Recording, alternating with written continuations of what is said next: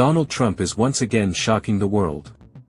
At a time when the war between Russia and Ukraine has raged on for more than 2 years, and the global community is desperately searching for a way to end the bloodshed, the former, and now once again potential, U.S. President makes a statement that hits like a thunderclap. On July 14, 2025, during an official meeting with NATO Secretary General Mark Rutte, Trump issues an ultimatum to the Russian Federation.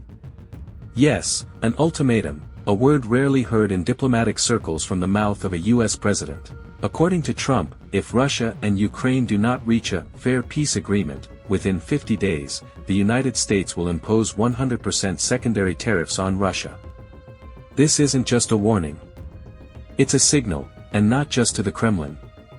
It's a message to everyone, NATO allies, China, Ukraine, and most importantly, U.S. voters. Trump is once again playing a high-stakes geopolitical chess game.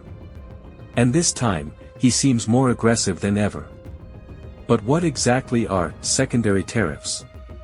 These aren't ordinary sanctions. They represent a full-scale economic blockade, not just against Russian companies, but against anyone doing business with them, including banks, logistics companies, and tech partners around the world. It's the economic, nuclear weapon of the modern era. Why 50 days specifically? Is it symbolic or political? The timeline almost perfectly coincides with key phases of Trump's election campaign. And this raises a crucial question: is Trump really aiming to force Putin to the negotiating table? Or is this all just a performance aimed at his domestic audience? Because what comes next is even more surprising.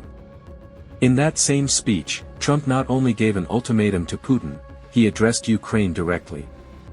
And he said it clearly: it's time to launch an offensive. Yes, Trump is calling on Ukraine to take the initiative, to go on the attack, to shift the momentum in this war. On the one hand, it sounds like support. But on the other, does this not put Kyiv into a difficult diplomatic trap? After all, Trump is an unpredictable politician. One day he offers praise, the next he casts blame. He once praised Putin for his strong leadership at the start of the full-scale invasion. Now, seeking to win back the White House, he's painting Russia as the ultimate villain. This is more than a shift in rhetoric, it's a strategic repositioning of the pieces on the geopolitical chessboard in the run-up to the final battle, the race for the White House. So how is Moscow reacting? The Kremlin, as usual, is downplaying Trump's statements. Putin's press secretary, Dmitry Peskov, claimed these remarks are not constructive. At the same time, Russian propaganda outlets have launched a campaign to discredit Trump, accusing him of inconsistency, of pandering to the military-industrial complex, and of pressuring Ukraine. But what is the Kremlin really afraid of? Secondary sanctions. Because the Russian economy is already on the edge.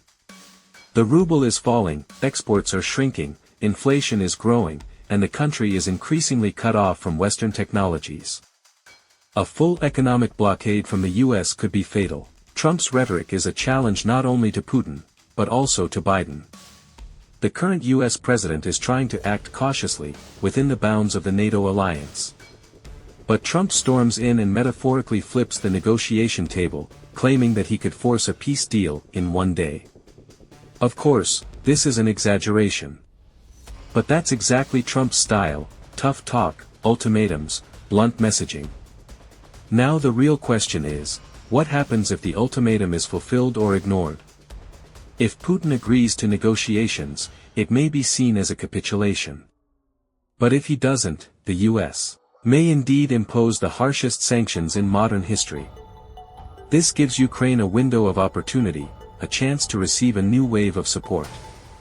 But it also carries a risk, that Western focus will shift to forcing peace, which may lead to an attempt to freeze the conflict rather than resolve it. And here, we must recall Trump's words: he doesn't want a prolonged war. He wants victory. But what exactly does Trump mean by victory? Is he prepared to support Ukraine all the way? Or is he leaning toward a profitable peace, even if that means Ukraine loses part of its territory? All of this remains an open question. Trump is going all in. His words aren't just politics. They are part of a larger geopolitical game, where the stakes are not only the US presidency but the balance of global power. In this situation, Ukraine must act with strategic wisdom like never before. Because far too many decisions today are being made not in Kiev, not in Brussels, and not even in Moscow, but at campaign rallies in Iowa, Pennsylvania, and Florida. But there is hope. Despite all the scandals, the sharp statements, and the constantly shifting rhetoric, Trump acknowledges, Ukraine has the right to win. And if the US really does impose 100% secondary tariffs on Russia, it could be one of the most powerful blows to the Kremlin since the start of the full-scale war. The bigger question is, will action follow words? Or will this once again turn into a media spectacle, headlines, applause, and poll numbers? Are we truly witnessing the dawn of a new Cold War, in which Trump isn't just a player, but the lead conductor of a massive geopolitical performance? And while the world watches, Ukraine must remain strong.